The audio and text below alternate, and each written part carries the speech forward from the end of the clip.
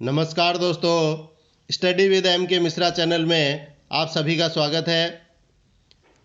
इस वीडियो में हम कक्षा 8 की संस्कृत पुस्तक रुचिरा भाग 3 के चतुर्थ पाठ सदैव पुरतो निधेहि चरणम का प्रश्नोत्तर सहित संपूर्ण अध्ययन करेंगे। स्टार्ट करते हैं। चतुर्थ पाठ है, चौथा पाठ सदैव पुरतो निधेहि चरणम। सदैव अर्थात हमेशा, पुरतो ये पुरतः है, पुरतः का संधि होकर के पुरतो बन गया। पुरतः अर्थात आगे, निधेहि रखो, चरणम कदम, हमेशा आगे कदम रखो अर्थात हमेशा उन्नति के पथ पर आगे बढ़ते रहो। श्रीधर भास्कर वर्णेकर द्वारा विरचित प्रस्तुत गीत में चुनौतियों को स्वीकार करते हुए आगे बढ़ने का आह्वान किया गया है। तो इस गीत के रचनाकार श्रीधर भास्कर वर्णेकर है। ये नाम याद रखना है, कई बार परीक्षा में पूछा जाता है। इसके प्रणेता राष्ट्रवादी कवि हैं। श्रीधर भास्कर जो है वो राष्ट्रवादी कविताएं लिखते हैं, इसलिए उनको राष्ट्रवादी कवि कहा जाता है। और इस गीत के द्वारा उन्होंने जागरण तथा कर्मठता का संदेश दिया है। गीत स्टार्ट करते हैं। चल चल पुरतो निधेहि चरणम, सदैव पुरतो निधेहि चरणम, गिरिशिखरे ननु निज निकेतनम, विनयवयानं नगारोहणम्, बलं स्वकीयं भवति साधनं, सदैव पुरतो निधेहि चरणम। संस्कृत के पद्यों का अन्वय करने के उपरांत उनका हिंदी अर्थ किया जाता है। अन्वय में कर्ता कर्म क्रिया को व्यवस्थित तरीके से जचा लिया जाता है। तो चलिए अन्वय के अनुसार हम इसका अर्थ करते हैं। चल चल पुरतः, पुरतः मतलब आगे, चल चल चलो चलो, चरणम कदम, निधेहि रखो, चलो चलो आगे कदम रखो अर्थात हमेशा आगे बढ़ते रहो। सदैव हमेशा, पुरतः आगे, चरणम निधेहि हमेशा आगे चरण रखो अर्थात उन्नति के पथ पर हमेशा आगे बढ़ते रहो। निज निकेतनम हमारा घर, ननु निश्चय ही, गिरि शिखरे पर्वत के शिखर पर अस्ति है, हमारा घर निश्चय ही पर्वत के शिखर पर है अर्थात हमारे लक्ष्य बहुत ऊंचे हैं। यानम बिना, बिना किसी साधन के ही, यानम साधन, बिना किसी साधन के एव ही, नगारोहणम भवति पर्वत पर चढ़ना है अर्थात बिना किसी साधन के ही हमें अपने लक्ष्यों को प्राप्त करना है। भौतिक सुख सुविधाओं के बिना ही हमें अपने लक्ष्य पाने हैं। स्वकीयम बलम साधनम भवति, स्वकीयम अपना, बल ताकत शक्ति, साधनम भवति साधन है अर्थात हमारे लिए हमारी शक्ति ही हमारा साधन है। सदैव पुरतः निधेहि चरणम हमेशा आगे चरण रखो, हमेशा उन्नति के पथ पर बढ़ते रहो। नीचे इसका हिंदी अनुवाद दे दिया गया है, आप आराम से वीडियो को पॉज करके हिंदी अनुवाद देख सकते हैं। पथि पाषाणाः विषमाः प्रखराः, हिंस्रा पशवः परितो घोराः, सुदुष्करं खलु यद्यपि गमनं, सदैव पुरतो निधेहि चरणम। अन्वय के अनुसार अर्थ देखते हैं। पथि रास्ते में, विषमाः टेढ़े मेढ़े, प्रखराः नुकीले, चय और पाषाणाः पत्थर, संति हैं। रास्ते में टेढ़े मेढ़े और नुकीले पत्थर हैं अर्थात बहुत सारी परेशानियां रास्ते में है। परितः है, चारों ओर हिंस्राः हिंसक, घोराः भयानक, च और पशवः सन्ति पशु हैं। और रास्ते में हिंसक और भयानक पशु हैं, अर्थात हमारी सफलताओं के रास्ते में हमें हमारे उद्देश्य को पूर्ण करने के रास्ते में अनेक परेशानियां आएंगी, अनेक ऐसे लोग आएंगे जो हमें कष्ट पहुंचाएंगे। यद्यपि गमनम खलु सुदुष्करम, यद्यपि गमन निश्चय ही बहुत कठिन है, अर्थात उद्देश्य को पाना बहुत कठिन है। सदैव पुरतः निधेहि चरणम, हमेशा अपने कदम आगे ही रखो, अर्थात इतनी सारी परेशानियां आने के बाद भी हमें रुकना नहीं है, हमें आगे ही बढ़ना है, हमें अपने लक्ष्य को प्राप्त करने के लिए आगे ही जाना है, उन्नति के पथ पर चलना है। हिंदी अनुवाद देख सकते हैं। आगे बढ़ते हैं। जहि ही भीतिम भज भज शक्तिम, विधेहि राष्ट्रे तथानुरक्तिम, कुरु कुरु सततम ध्येय स्मरणम, सदैव पुरतो निधेहि चरणम। माफी चाहता हूँ, आवाज़ इतनी मधुर नहीं है, लेकिन आप मधुरता पर न जाएं, आप शब्दों को देखें। अन्वय है भीतिम, भय को, जही ही त्याग दो, शक्तिम, शक्ति को, भज भज, भजन करो, भजन करो, स्मरण करो, स्मरण करो, तथा और राष्ट्रे, देश प्रेम में, अनुरक्तिम, राष्ट्रे देश में, अनुरक्तिम प्रेम, विधेहि रखो। तो क्या अर्थ हुआ? भय को त्याग दो, शक्ति का भजन करो, अर्थात शक्ति को याद रखो, शक्ति का स्मरण करो, तथा देश से प्रेम करो। सततम निरंतर, ध्येय लक्ष्य, स्मरणम स्मरण, कुरु कुरु करो करो, हमेशा लक्ष्य का स्मरण करो। सततम निरंतर या हमेशा, हमेशा लक्ष्य का स्मरण करो, अर्थात अपने लक्ष्य को, अपने उद्देश्य को ध्यान में रखो। सदैव पुरतः निधेहि चरणम, हमेशा आगे कदम रखो, अर्थात उन्नति के पथ पर बढ़ते रहो। हिंदी अनुवाद है, पॉज करके देख सकते हैं। ये शब्दार्थ हैं। पाठ में जो भी कठिन शब्द आए हैं उनके अर्थ आपकी सुविधा के लिए दे दिए गए हैं। अब अभ्यास प्रश्नों की तरफ आते हैं। पहला प्रश्न है, पाठे दत्तम गीतम सस्वरम गायत, पाठ में दिए गए गीत को सस्वर गाइए। मैंने थोड़ा अभ्यास किया, गाने का प्रयास किया, आप लोग भी गाएं इसको। दूसरा प्रश्न, एक पदेन उत्तरम लिखत, एक पद में उत्तर लिखिए। स्वकीयम साधनम किम भवति, अपना साधन क्या होता है? बलम, ताकत, अर्थात ताकत ही हमारे लिए हमारा साधन है। पथि के विस्माह प्रखराः, रास्ते में कौन से टेढ़े मेढ़े और नुकीले हैं, या क्या टेढ़े मेढ़े और नुकीले हैं? पाषाणाः, पत्थर। सततम किम करणीयम, निरंतर क्या करना चाहिए? ध्येय स्मरणम, अपने लक्ष्य का स्मरण, अपने लक्ष्य को निरंतर याद रखना चाहिए। एतस्य गीतस्य रचयिता कः, इस गीत के रचनाकार कौन है? इस गीत के रचनाकार हैं श्रीधर भास्कर वर्णेकर। सह कीदृशः कवि मन्यते, श्रीधर भास्कर वर्णेकर को कैसा कवि माना जाता है? तो उनको राष्ट्रवादी कवि माना जाता है। अगला प्रश्न है, मंजूषातः क्रियापदानि चित्वा रिक्त स्थानानि पूरयत, मंजूषा से क्रियापद चुनकर के रिक्त स्थान पूर्ण कीजिए। ये जो नीचे मंजूषा दी हुई है हरे कलर में, इसके अंदर जो पद दिए हैं उनको लेकर के रिक्त स्थान भरना है। यथा, जैसे एक उदाहरण दे दिया गया है, त्वम पुरतः चरणम, आगे रिक्त स्थान में आ गया निधेहि, तुम आगे चरण रखो। क्या कहा है? त्वम विद्यालयम, तुम विद्यालय चल चलो।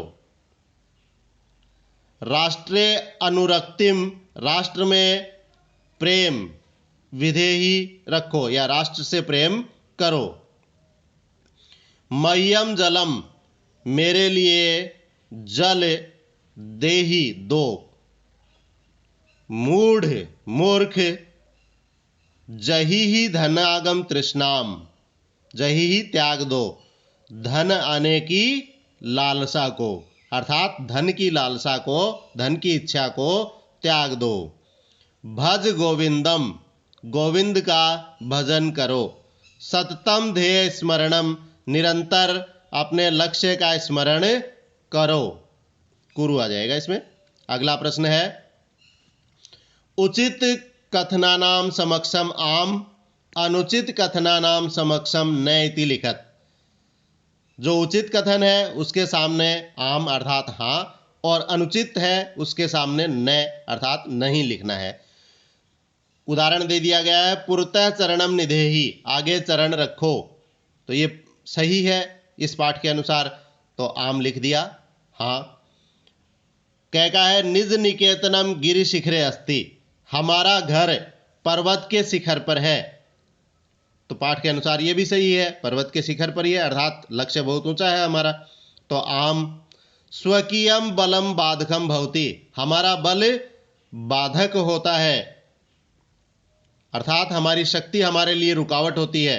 तो ये गलत बात है, इसलिए इसके लिए न लिख दिया। पथि हिंस्राः पशवः न सन्ति, रास्ते में हिंसक पशु नहीं है। ये भी गलत है, रास्ते में बहुत सारे हिंसक पशु हैं, अर्थात ऐसे बहुत सारे लोग हैं जो हमारे लक्ष्य में बाधा बनेंगे। गमनम सुकरम अस्ति, गमन सुकर है, अर्थात अच्छी प्रकार से जाने योग्य है, सरल है।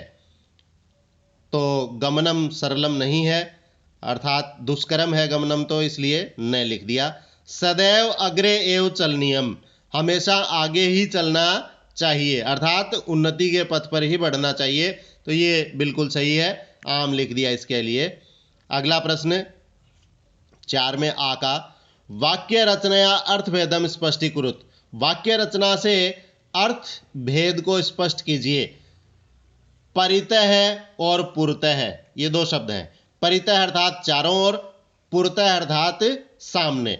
तो परितः का वाक्य देखते हैं, विद्यालयम परितः वृक्षाः सन्ति, विद्यालय के चारों ओर वृक्ष है। पुरतः का वाक्य, विद्यालयस्य पुरतः मंदिरम अस्ति, विद्यालय के सामने मंदिर है। तो परितः चारों ओर और पुरतः सामने। फिर है नगः और नागः, नगः मतलब पर्वत, नागः मतलब पहाड़। तो इनका वाक्य देखते हैं, हिमालय हिमस्य नगः अस्ति, हिमालय बर्फ का पहाड़ है। और नागः अर्थात सर्प, नागः वन्य जीव भवति, सर्प एक वन्य प्राणी होता है। आरोहणम चढ़ना, अवरोहणम अर्थात उतरना। तो आरोहणम का वाक्य होगा, पर्वतारोहणम दुष्करम कार्यम अस्ति, पर्वत पर चढ़ना कठिन कार्य है। और अवरोहणम का हो जाएगा, वृक्षात अवरोहणम सुकरम कार्यम अस्ति, वृक्ष से उतरना सरल कार्य है, क्योंकि वृक्ष पर चढ़ना कठिन होता है, उतरना सरल होता है। विस्मः अर्थात टेढ़े मेढ़े, समः अर्थात समान। तो विस्मः का हो जाएगा, मार्गे विस्मः प्रस्तराः सन्ति, रास्ते में टेढ़े मेढ़े अर्थात असमान कह सकते हैं, रास्ते में असमान पत्थर हैं। समः अर्थात समान, मार्गाः समः सन्ति, रास्ते समान हैं। अगला प्रश्न, मंजुषातः अव्यय पदानि चित्वा रिक्त स्थानानि पूरयत, मंजुषा से अव्यय पद चुन करके रिक्त स्थान भरिए। क्या है, विद्यालयस्य पुरतः है, पुरतः अर्थात सामने, विद्यालय के सामने एकम उद्यानम अस्ति, एक बगीचा है। सत्यम एव जयते, सत्य की ही, एव अर्थात ही, सत्य की ही जीत होती है। किम भवान स्नानम कृतवान खलु, क्या आपने स्नान कर लिया, खलु अर्थात निश्चय ही, क्या निश्चय ही आपने स्नान कर लिया? सह यथा चिंतयति, वह जैसे सोचता है, तथा आचरति, वैसे ही आचरण करता है। ग्रामम, ग्रामम परितः, परितः अर्थात चारों ओर, गांव के चारों ओर वृक्ष हैं। विद्याम, विद्याम बिना, जीवनम वृथा, विद्या के बिना जीवन बेकार है। और उसके बाद अंतिम में आ जाएगा सदा भगवंतम भज, हमेशा भगवान का स्मरण करो, भगवान को भजो। छठा प्रश्न है विलोम पदानि योजयत, विलोम पद जोड़िए। पुरतः इसके साथ कौन सा आएगा? इसमें से स्वकीयम, भीति, अनुरक्ति, गमनम, इनके साथ ये जो आगे विलोम पद दिए हुए हैं इनको सही रूप से जोड़ना है। तो पुरतः, पुरतः का विलोम हो जाएगा पृष्ठतः। स्वकीयम परकीयम, भीति साहसः, अनुरक्ति विरक्ति, और गमनम का आगमनम। एक बार इनका अर्थ देख लेते हैं। पुरतः सामने, पृष्ठतः पीछे, स्वकीयम अपना, परकीयम दूसरे का, भीति डर, साहस बल शक्ति, अनुरक्ति प्रेम, विरक्ति वियोग, गमनम जाना, आगमनम आना। अगला प्रश्न लट लकार पदेभ्य लोट विधिलिंग लकार पदानाम निर्माणम कुरुत, लट लकार पदों से लोट और विधिलिंग लकार पदों का निर्माण करो। तो लट लकार पद दिए हुए हैं, एक उदाहरण दिया है पठती, इसका लोट लकार पठतु और विधिलिंग लकार हो जाएगा पठेत। एक बार इसको समझ लेते हैं। पठती जो पद है वो लट लकार के प्रथम पुरुष के एक वचन में आता है, तो लोट लकार का प्रथम पुरुष का एक वचन ही हमें लिखना है, तो इसमें पठतु आता है। और विधिलिंग लकार का भी प्रथम पुरुष का एक वचन लिखना है जिसमें पठेत आता है। इसी तरीके से लट लकार में खेल धातु से खेलसी बनता है। लट लकार मध्यम पुरुष का एक वचन बनता है खेलसी, तो लोट लकार मध्यम पुरुष का एक वचन खेलतु खेलताम खेलंतु खेल बनेगा, तो यहां पर आ जाएगा खेल। इसी प्रकार से विधिलिंग लकार का मध्यम पुरुष का एक वचन खेलेत खेलेताम खेलेयु खेले बनता है, तो खेले आ जाएगा। अब खादंती लट लकार प्रथम पुरुष के बहुवचन में बनता है, तो लोट लकार प्रथम पुरुष का बहुवचन खादंतु हो जाएगा, और विधिलिंग लकार प्रथम पुरुष का बहुवचन खादेयु हो जाएगा। पिबामी ये उत्तम पुरुष के एक वचन में बनता है पिब धातु से, तो पिब धातु लोट लकार उत्तम पुरुष का एक वचन पिबानी, और विधिलिंग लकार में उत्तम पुरुष का एक वचन पिबेयम। इसी तरीके से हसतः ये प्रथम पुरुष द्विवचन में बनता है हस धातु से, तो लोट लकार प्रथम पुरुष द्विवचन में हस्ताम बन जाएगा, और विधिलिंग लकार में प्रथम पुरुष द्विवचन में हसेताम हो जाएगा। इसी तरीके से लट लकार में नी धातु से उत्तम पुरुष बहुवचन में नयामह बनता है, तो लोट लकार उत्तम पुरुष बहुवचन का नयाम, और विधिलिंग लकार उत्तम पुरुष बहुवचन में नयेम बन जाएगा। सातवें प्रश्न में आका अधोलिखितानि पदानि निर्देशानुसारम परिवर्तयत, नीचे लिखे पदों को निर्देश के अनुसार बदलिए। अब निर्देश जैसे गिरि शिखर है, ये पद है, इसका सप्तमी एक वचन बनाना है हमें, तो सप्तमी एक वचन में गिरि शिखरे हो जाता है। इसी तरीके से पथिन शब्द है और इसका सप्तमी एक वचन बनाना है, तो इसका हो जाएगा पथी। राष्ट्र के चतुर्थी एक वचन में राष्ट्राय हो जाएगा। पाषाण के सप्तमी एक वचन में पाषाणे हो जाएगा। यान के द्वितीय बहुवचन में यानानी हो जाएगा। शक्ति के प्रथमा एक वचन में केवल विसर्ग लग जाएगा और बन जाएगा शक्ति ही। पशु शब्द के सप्तमी बहुवचन में पशुषु बन जाएगा। तो दोस्तों वीडियो यदि आपको अच्छा लगा तो एक लाइक कर दीजिए, शेयर ज़रूर कीजिएगा अपने दोस्तों के साथ, सब्सक्राइब कर लीजिए और बेल आइकन को दबा दीजिए ताकि आने वाले नए वीडियोज़ के नोटिफिकेशंस आपको मिलते रहें। जय हिंद, वंदे मातरम।